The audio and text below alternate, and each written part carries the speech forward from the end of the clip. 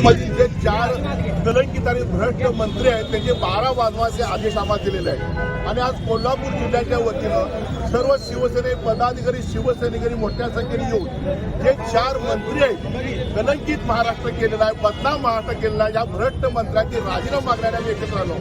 खरं तर भाजप म्हणल्यानंतर आम्हाला अटल बिहारी वाजपेयी दिसत आहेत, आम्हाला गोपीनाथ मुंडे साहेब दिसत आहेत, प्रमोद महाजन साहेब दिसत आहेत, मुरली मनोहर जोशी दिसत आहेत, आम्हाला अडवाणी दिसत आहेत.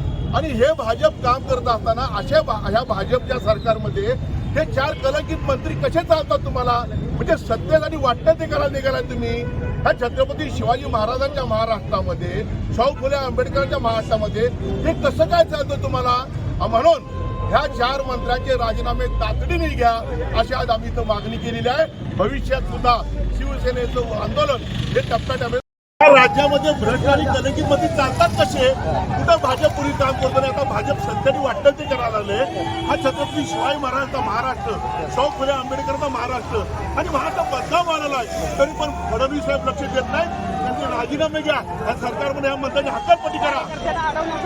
ही दडपशाही प्रत्येक ठिकाण दडपशाही चालल्या देशभरात. लोकशाहीला आम्ही अनेक वेळा म्हणतोय, लोकशाही संपवायचं काम हे सरकार करत आहे. त्यातच हा भाग आहे.